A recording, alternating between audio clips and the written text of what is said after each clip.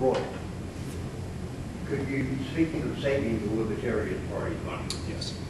could you explain to the people the difference in the way the conventions of the political parties are paid for?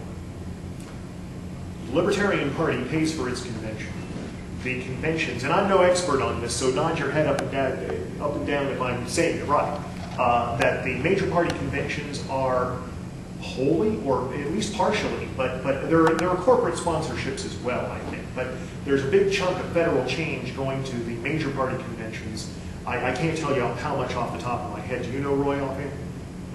I think it's, no, I'm sorry, I don't have the dollar amount. Okay.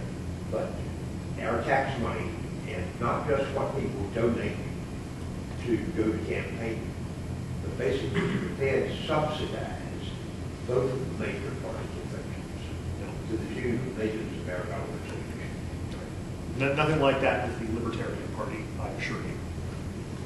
Bob. Can you address a little bit, because I know you're national chair of the Libertarian Party, so besides running for U.S. Senate, you have a lot of experience with the Libertarians' record on just civil liberties in general. Under the two-party systems, are there, can you just give us a little update on some of the civil liberties that have been endangered, whether it's the war on terror or the war on drugs? Or There are so many encroachments on civil liberties that have been affected, not just by the Bush administration, but you go back over, back to the Clinton administration and farther back, and they're always asking the people to give up a little bit of liberty for supposedly more security. But the theme of my campaign is anything that's peaceful, which means it's not a pacifist statement. It means that anything that's peaceful should be legal. And I think that is really what separates the Libertarian Party from the two major parties. They don't think that's that way.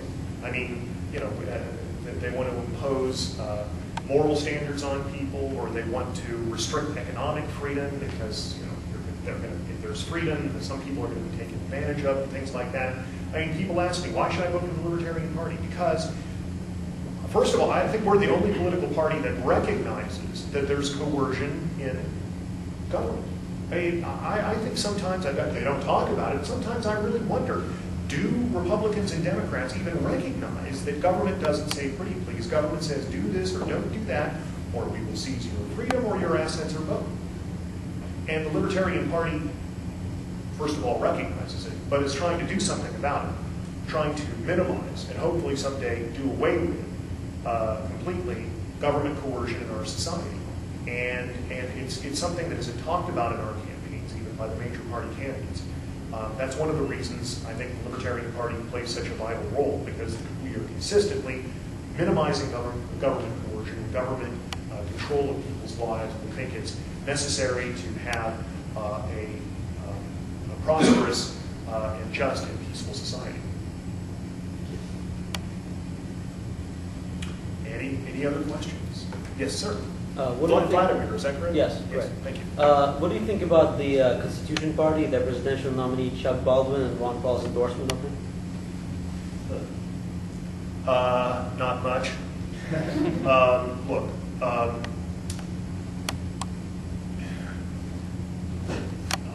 I work, at times in the past, I've worked with the Constitution Party.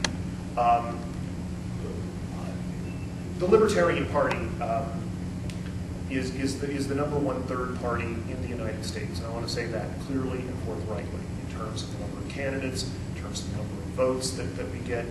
I don't frankly understand why Ron Paul would. I know that there have been some problems between Ron Paul and Bob Maher, it's regrettable that occurred. But still, for a libertarian, first of all, my main problem with the Constitution Party is its position on religion. It is just, I'm sorry, I'm personally an agnostic, and I would not feel comfortable in the Constitution Party because of its emphasis on religion. I believe in freedom of religion, but I am very concerned about religion being imposed on people of the United States by the government, and therefore I don't accept that, and I can't go along with them in their belief in that regard. But Above and beyond that, they're anti-gambling, they're anti-gay marriage. I mean, I think that there are just, there's some things that, I have a saying which some people don't like, but I think it's true. If you don't believe in if you don't believe in legal gambling, you don't believe in individual freedom. I absolutely think that that is the case. If you don't believe in legal gambling and you think you believe in individual freedom, as Ayn Rand used to say, check your premises. But gay marriage, I mean, it is completely a peaceful activity. It ought to be legal. I respect the pro-life position on abortion. That is a truly difficult question in which there is not a libertarian answer, except that government should not fund abortions.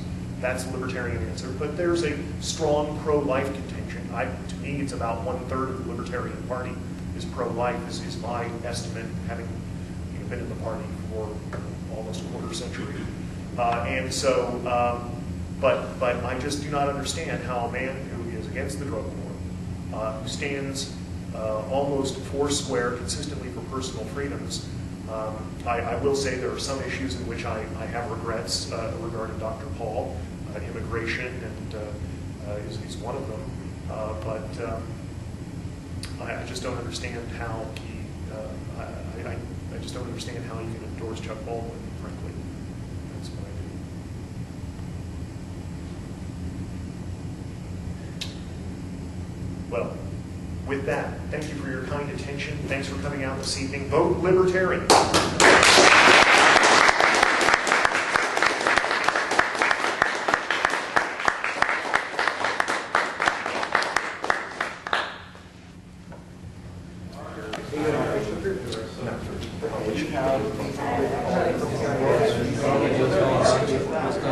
Be able to feed our issues and have our content.